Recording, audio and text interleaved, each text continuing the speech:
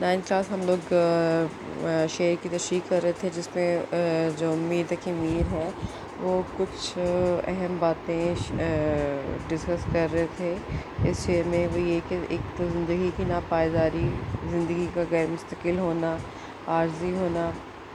دوسرا، زندگی کی حقیقت سے ہمیں آگاہ کر رہے ہیں کہ جو ہماری زندگی ہے وہ ایک بلبلے کی مانند ہے، یعنی جس طرح ایک بلبلا ہے اس کی کوئی حیثیت نہیں، وہ آن کے آن ہی ختم ہو جاتا ہے، اسی طرح ہماری زندگی ہے جس کی کوئی اہمیت نہیں ہے۔ جس چیز کی اہمیت ہے وہ ہے ہماری آنے والی زندگی یعنی آخرت۔ ہم اس کے لیے کون سے اعمال ہم لوگوں نے اکٹھے کیے ہیں۔ یہ جو دنیا ہے وہ ناپائیدار ہے، عارضی ہے، اور اس کا یہ ایک سراب ہے، یعنی یہ سراب اس طرح ہے کہ جو لوگ صحرا میں ہوتے ہیں ان لوگوں کو اندازہ ہوتا ہے کہ وہ صحرا میں کیا کہتے ہیں، جب وہ سفر کرتے ہیں تو انہیں ایسا معلوم ہوتا ہے جیسے دور ہی کہیں پانی نظر آ رہا ہے۔ جب اس کے قریب جاتے ہیں تو انہیں وہ حقیقت پتہ چلتی ہے کہ وہ پانی نہیں تھا، بلکہ وہ سورج کی جو روشنی ریت پہ پڑی تھی اس کی چمک تھی، جس کو وہ پانی سمجھ رہے تھے، یعنی وہ ایک بصری دھوکہ تھا، وہ ایک سراب تھا۔ ٹھیک ہے، صوفیہ کرام نے بھی دنیا کو غیر حقیقی مانا ہے، اور کیا کہتے ہیں، آپ اس میں کچھ کوٹیشن وغیرہ بھی لکھ سکتے ہیں، کوئی شعر وغیرہ بھی لکھ سکتے ہیں، جیسے قرآن مجید میں ہے کہ ہر ذی روح کو موت کا مزہ چکھنا ہے۔ پھر ایک شعر ہے، آگاہ اپنی موت سے کوئی بشر نہیں، آگاہ اپنی موت سے کوئی بشر نہیں، سامان 100 برس کا پل کی خبر نہیں، یعنی ہم لوگوں کو اپنی موت کا یا آنے والے پل کا کوئی پتہ نہیں ہے کہ آگے کیا ہونا ہے، اور ہم لوگوں نے اپنے لیے زندگی کا سارا سامان اکٹھا کیا ہوا ہے، یعنی ہمیں ایسا لگتا ہے کہ ہم نے شاید دنیا سے جانا ہی نہیں ہے۔ ٹھیک ہے، اور زندگی جو ہے وہ موت کی جانب ایک سفر کا نام ہے۔ یہ دنیا اور دنیا کی جو رنگینی ہے وہ ایک دھوکہ ہے، ایک فریب ہے۔ انسان دنیا کی اس جھوٹی نمائش میں گم ہو کر اپنی حقیقت کو بھلا دیتا ہے، اور حقیقت کیا ہے ہماری، وہ جو ہے ہماری آخرت ہے، ہمارے نیک اعمال ہیں۔ اس میں آپ حدیث ایڈ کر سکتے ہیں، دنیا میں ایسے رہو جیسے بے وطن یا مسافر۔ ایک اور شعر ایڈ کریں، کیا بھروسہ ہے زندگانی کا، آدمی ایک بلبلا ہے پانی کا۔ اس کے علاوہ آپ لکھ سکتے ہیں کہ زندگی کو اپنی سمجھ کر اس سے دل لگانا، اس میں کھو جانا تو انسان کے لیے کوئی اچھی چیز نہیں ہے، کوئی مناسب بات نہیں ہے کہ انسان اس کے دھوکے میں آ کر اپنی تخلیق کا جو مقصد ہے، جو اس کی اصل ہے، اس کو ہی بھول جائے۔ جب زندگی ختم ہونے لگے پھر اس پر مطلب انسان پر حقیقت آشکار ہو کہ اس کو سوائے پچھتاوے کے یا سراب کے اس کو کچھ حاصل نہیں ہوا۔ انسان جو اصل مقصد ہے وہ بھول چکا ہے اپنی زندگی کا۔ انسان اس دنیا میں ہمیشہ رہنے کے لیے نہیں آیا، بلکہ جو کچھ یہاں پہ اس دنیا میں موجود ہے سب کچھ معدوم ہو جانا ہے، سب کچھ ختم ہو جانا ہے، کیونکہ دنیا فانی ہے، یہاں پہ کچھ بھی رہنے والا نہیں ہے۔ جو زندہ ہے اس نے مرنا ہے، رب کی ذات ہے جو رہے گی، باقی سب کچھ فنا ہو جائے گا۔ جو دنیا میں ہمیں گہما گہمی، جو چہل پہل، جو رونق نظر آتی ہے، صرف ایک دھوکہ ہے، ایک فریب ہے۔ دنیا کی ہوس انسان کو جو ہوتی ہے وہ گمراہ کر دیتی ہے، وہ انسان کو تباہ کر دیتی ہے۔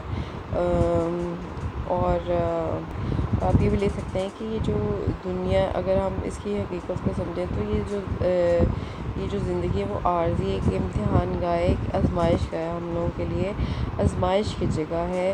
یہ جو دنیا ہے وہ فانی ہے، اس کا ہمیں دھوکہ نہیں کھانا چاہیے۔ اور جو کیا کہتے ہیں میر تقی میر ہے وہ اس حقیقت کو سمجھ چکے ہیں کہ وہ سمجھ چکے ہیں کہ جو دنیا کے لمحات ہیں وہ عارضی ہیں۔ اب یہ دیکھیں آپ، دوسرا شعر ہے، نازکی اس کے لب کی کیا کہیے، پنکھڑی ایک گلاب کی سی ہے۔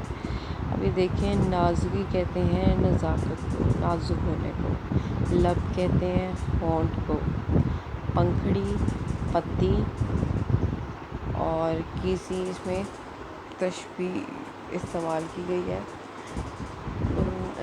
جو کیا کہتے ہیں، اب آپ نے اس کو پہلے اس کا مفہوم دیکھیں، مفہوم کی ہیڈنگ دیکھیں، آپ نے لکھنا ہے محبوب کے ہونٹوں کی کیا تعریف کروں، وہ تو گلاب کی پتی کی طرح نازک ہے۔ جب آپ تشریح کریں گے ہمیشہ کی طرح آپ نے تعارف دینا ہے کہ میر تقی میر کیسے شاعر ہیں اور ان کا انداز بیان کیسا ہے۔ ان کو وہ خدائے سخن کہا جاتا ہے، ممتاز حیثیت رکھتے ہیں وہ شعراء میں۔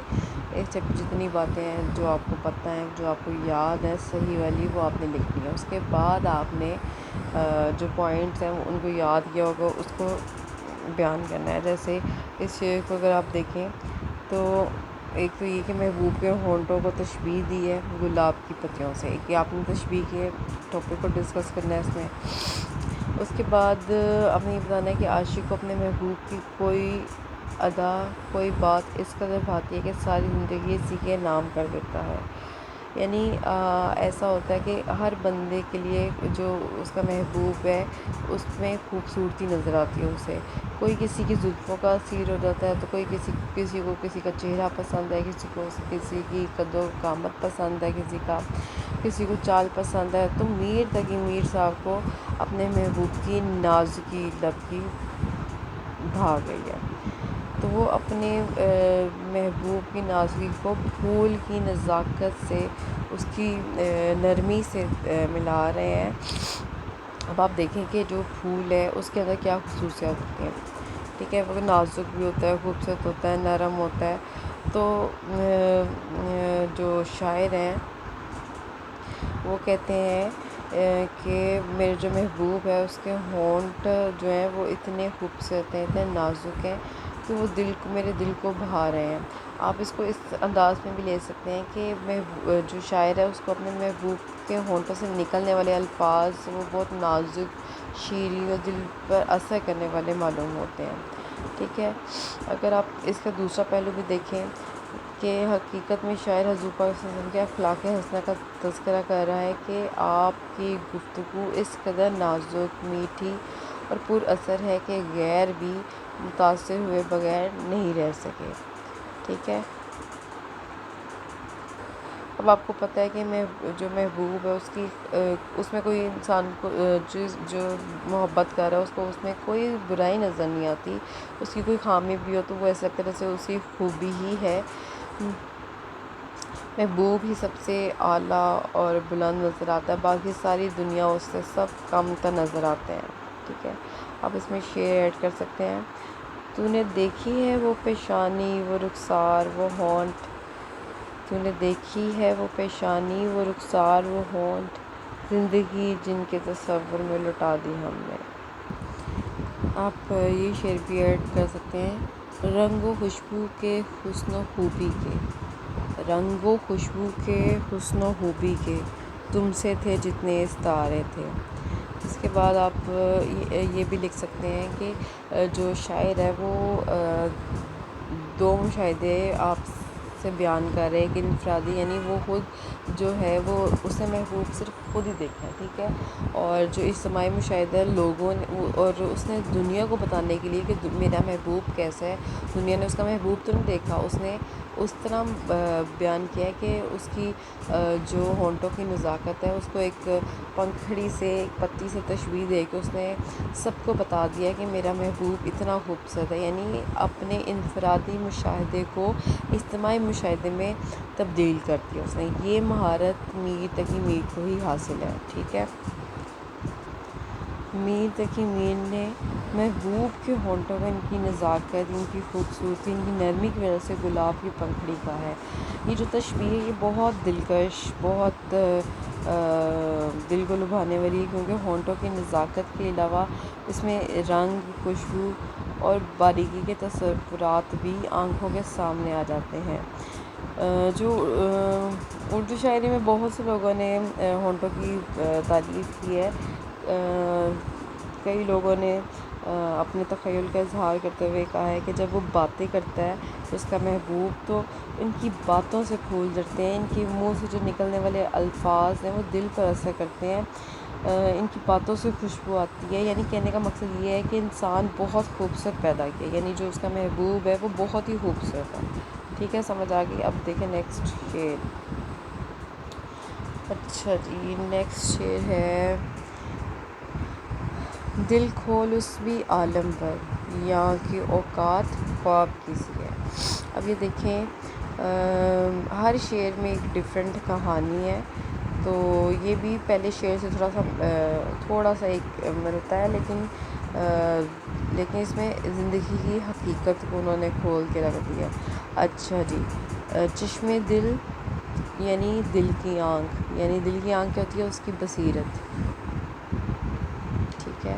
عالم دنیا، یعنی یہاں، یہ پرانی اردو میں یہاں کو یہاں بولا جاتا تھا۔ اوقات، حیثیت، خواب کی سی یعنی خواب جیسی ہے۔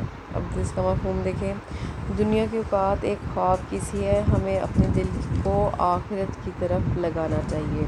تشریح جب آپ کریں گے تو سب سے پہلے آپ نے اس کا تعارف لکھنا ہے، میر تقی میر کا۔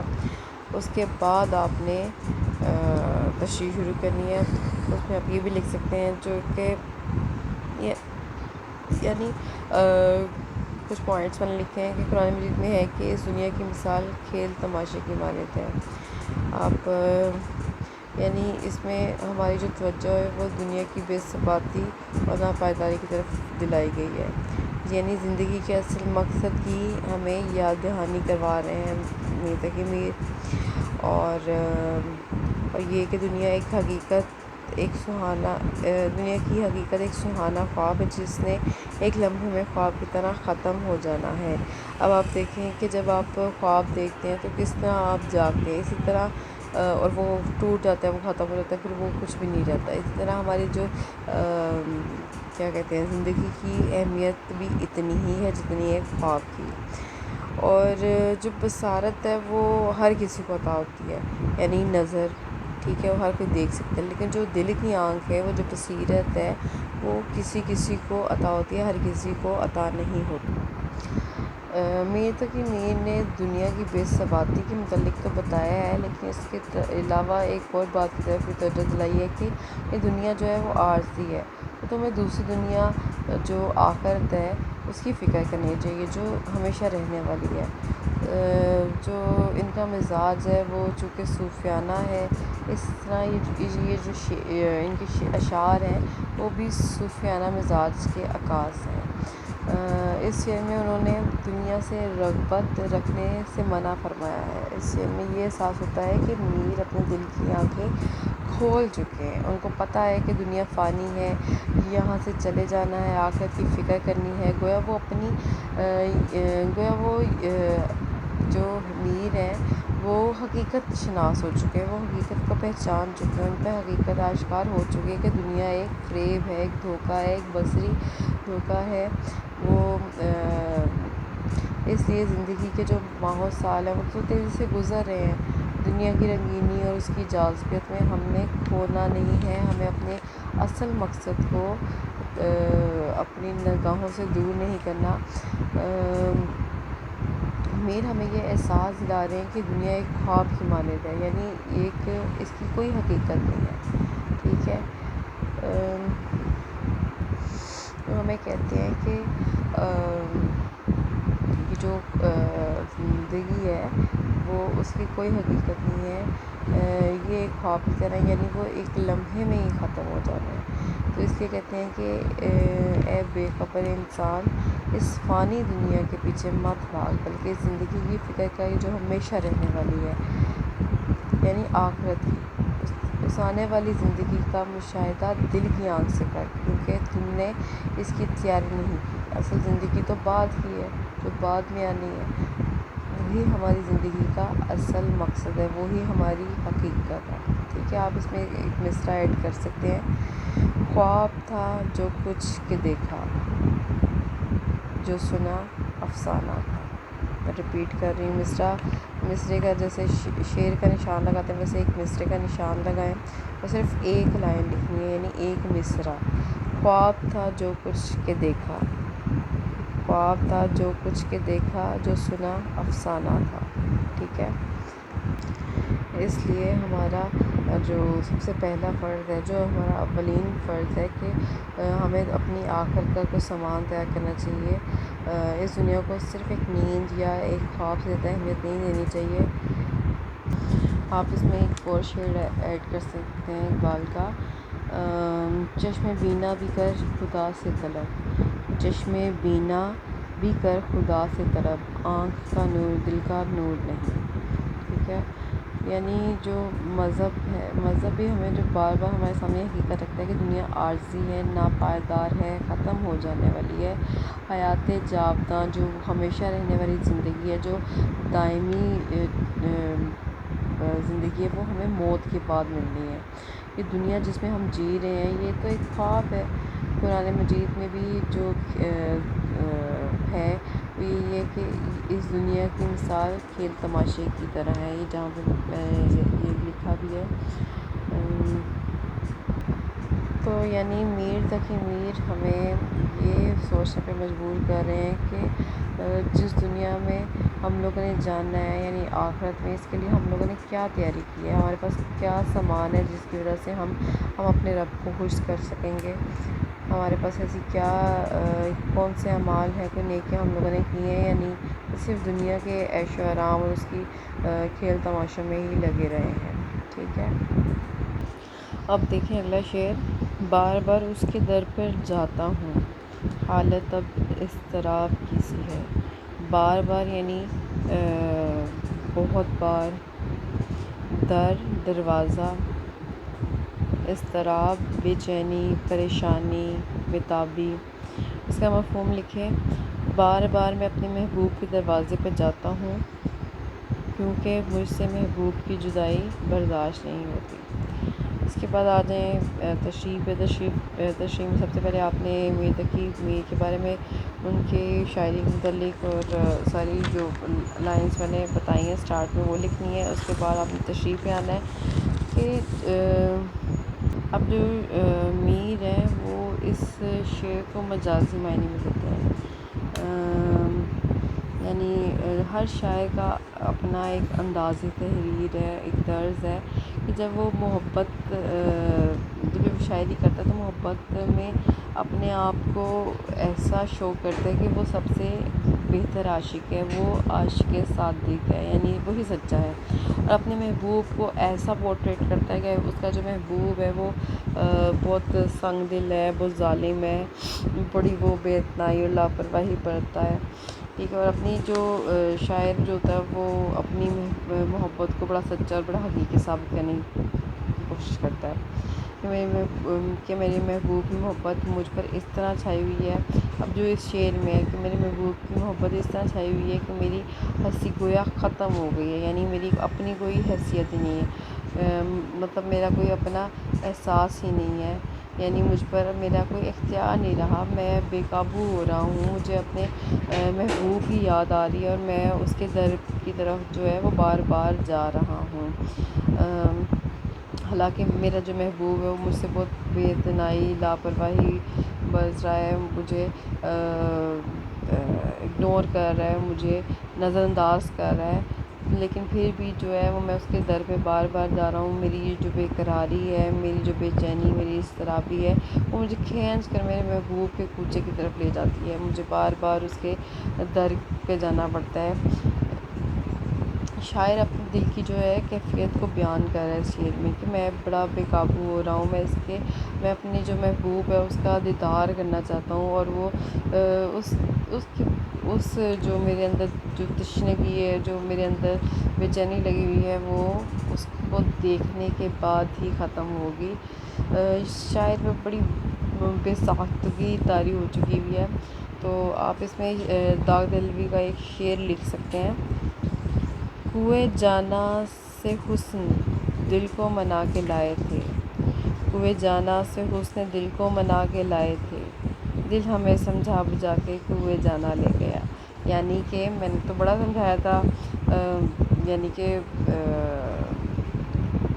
بڑا اپنے آپ کو سمجھا کے میں لے کے گیا تھا اپنے محبوب کے کوچے میں، لیکن وہاں سے دل جو ہے ہم نے بڑا روکا تھا اپنے دل کو کہ ہم وہاں پہ نہیں جائیں گے، لیکن میرے ہی دل نے مجھے کافی سمجھ لی کہ چلو جی اپنے محبوب کے کوچے میں چلو، ٹھیک ہے. تو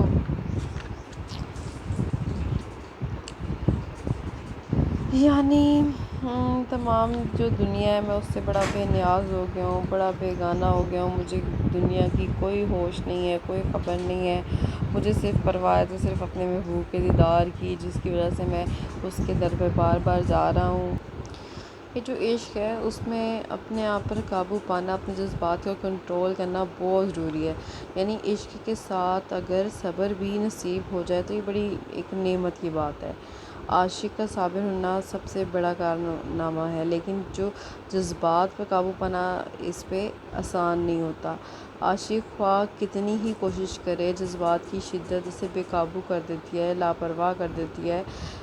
وہ دنیا سے بیگانہ ہو جاتا ہے کہ وہ بےتاب ہو کر اپنے محبوب کی بدنامی اور رسوائی سے بے نیاز ہو جاتا ہے، اور وہ دوبارہ ہی بار بار اس کی گلی میں جا نکلتا ہے. اسے اس کی کوئی پرواہ نہیں کسی چیز کی، کوئی دنیا کی پرواہ نہیں ہے، بس اسے اپنے محبوب کے دیدار میں دلچسپی ہے.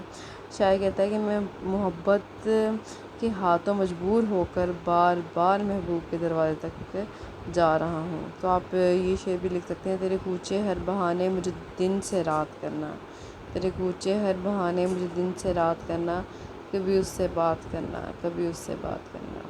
ٹھیک ہے. تو یہ یہاں تک کے شعر کی تشریح تھی. اور اب تھوڑی ایکسرسائز دیکھ لیں. اچھا جی، اس غزل میں ردیف کون سے الفاظ ہیں؟ ردیف کہتے ہیں جی ایک یا ایک سے زیادہ الفاظ جو قافیہ کے بعد بار بار آتے ہیں. ٹھیک ہے. جہاں قافیہ آئے گا وہاں ردیف آئے گا. اور اس میں جو ورڈ ہے کیسی ہے، کیسی ہے، جیسے وہ گلاب کیسی ہے، اضطراب کیسی، جو کیسی ورڈ ہے وہ اس میں ردیف ہے. اچھا جی، اس غزل میں استعمال ہونے والے کوئی سے 4 قافیوں کی نشاندہی کریں. تو قافیہ ہوتا کیا ہے؟ قافیہ کا مطلب ہے پیچھے آنے والا. ایسے حروف جو ہم آواز ہوں، ان کا ساؤنڈ ایک جیسا ہو. ردیف سے پہلے آنے والے الفاظ کو بھی قافیہ کہتے ہیں. ٹھیک ہے. مطلب حباب، سراب، خواب، کباب. ٹھیک ہے. ان کا ساؤنڈ ایک جیسا ہے نا. دوسرے شعر میں ہونٹوں کو کس سے تشبیہ دی گئی ہے؟ ہونٹوں کو گلاب کی پنکھڑی سے تشبیہ دی گئی ہے. اچھا جی، میر نے نیم باز آنکھوں کی مستی کو کیا قرار دیا ہے؟ میر نے نیم باز آنکھوں کی مستی کو شراب کی مستی قرار دیا ہے. شاعر اضطراب کی حالت میں کیا کرتا ہے؟ شاعر اضطراب کی حالت میں بار بار محبوب کے در پر جاتا ہے. ٹھیک ہے. یہ جو ورڈز میں نے اب میں نے کروائے ہوئے ہیں اور اس کے جملے آپ نے خود بنانے ہیں. کالم آپ دیکھ لیں: ہستی، خواب، نمائش، سراب، پنکھڑی، گلاب، آنکھیں، نیم باز حالت، اضطراب، دل، کباب، مستی، شراب، آواز، کھانا خراب. ٹھیک ہے. یہاں تک ہو گیا. اس کے بعد جی یہ جو الفاظ ہیں یہ مرکبات دیے ہیں انہوں نے، یہ کون سے ہیں؟ جب 2 ورڈ آپس میں ملتے ہیں کسی بھی، جیسے زیر کے ساتھ، کے ساتھ، یعنی 2 الفاظ کے ملنے سے جو مرکب بنا ہے وہ مرکب اضافی ہے. ٹھیک ہے. اچھا جی، اس کے بعد جی اس غزل کی مطلع اور مقطع کی نشاندہی کریں. مطلع کہتے ہیں جو نکلنے کی جگہ کو، یعنی جو سب سے پہلا شعر ہے غزل کا اس کے مطلع کہتے ہیں.